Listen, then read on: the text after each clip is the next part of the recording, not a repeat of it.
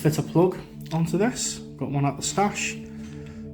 Don't know what this is. I bought myself about 20 plugs a couple of years ago off eBay, because strangely enough, although you could still get them for £1 in Poundland, plugs are getting expensive, so it made sense to get them off eBay. I think I got 20 for like £10 posted, which isn't bad because they do weigh a lot. What makes this one? Laco. This might be interesting to some of the younger viewers or people from overseas to see how a UK plug works. I mean, it's something that a lot of people these days probably wouldn't know how to do, and that's change your plug.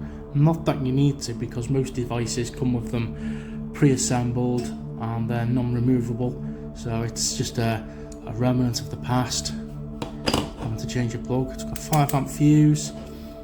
I mean, one day I was going to go around and change all of my Christmas lights to 1 amp fuses because they don't need it. Oh, this screwdriver's seen better days. This has had a lot of use. It's all worn out.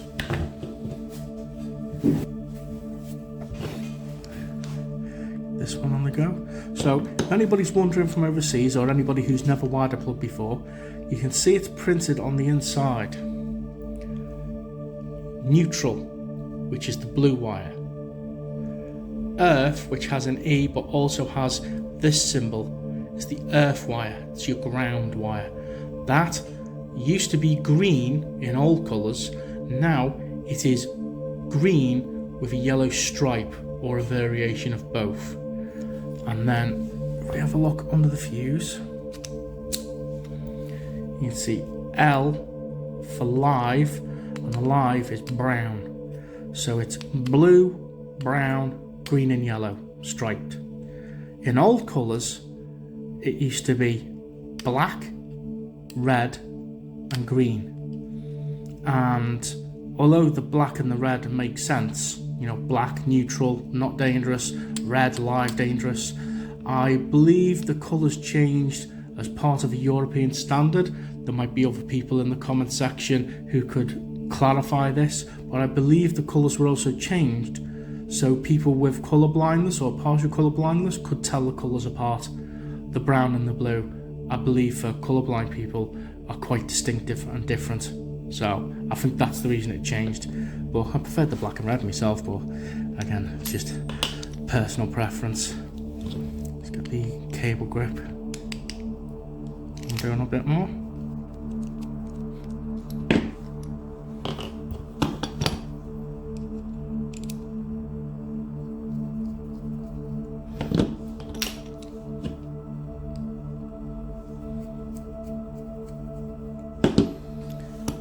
Now, I do like to put the live, I mean, they are different lengths, but I don't think that means anything. I think that's just the way it's been braided.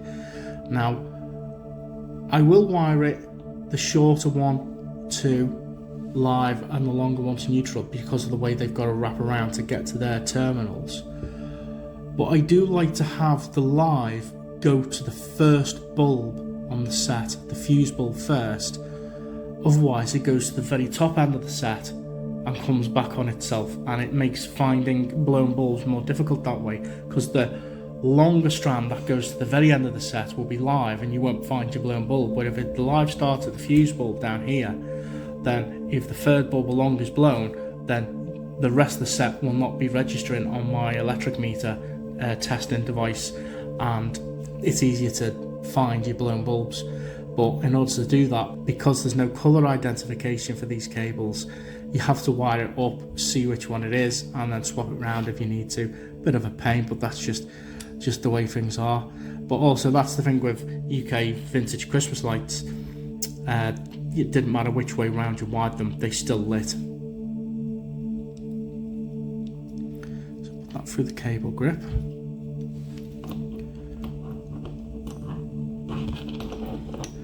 And I will fold this over as much as I can.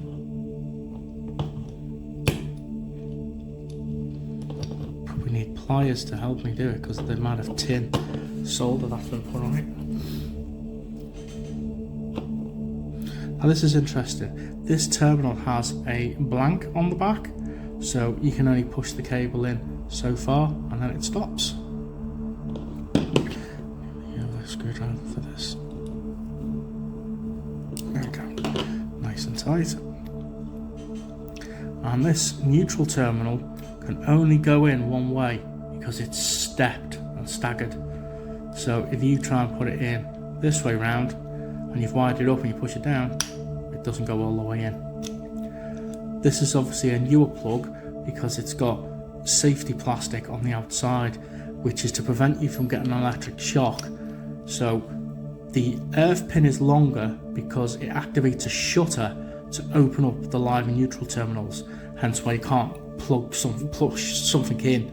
Like if a child tries to push a piece of metal into an electric socket, they really shouldn't get anywhere near getting a shock, because this is basically a pin to activate a shutter, so as that pushes in, it lifts up a mechanism to gain access to the live and neutral. These ones, as you're pulling the plug out, if your hands wrap around, these plastic insulated parts are to stop you from getting a shock as you're pulling it out if you're gripping it a bit too much inwards like that. At least that's what I think it is. Again, anybody in the comment section could clarify, that'd be brilliant.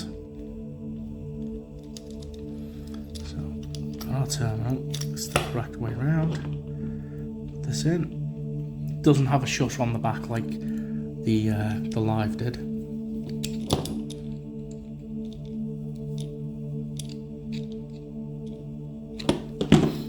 Again, I am not the authority on changing plugs. If you need someone to put a plug on for you, get a professional. It's always better to be safe. You do a bit more braiding on these, so I've unbraided it a little bit.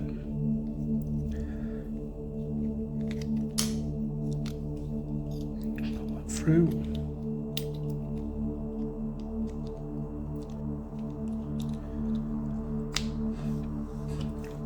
Put our fuse in. It's an actual Laco fuse as well.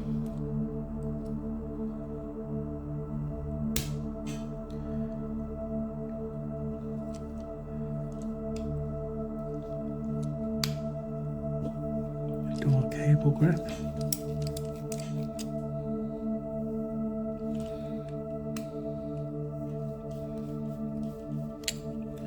So good and tight. Top on. Again, you can only put this on one way. It's shaped a particular way. It's got these little posts that locate in these holes.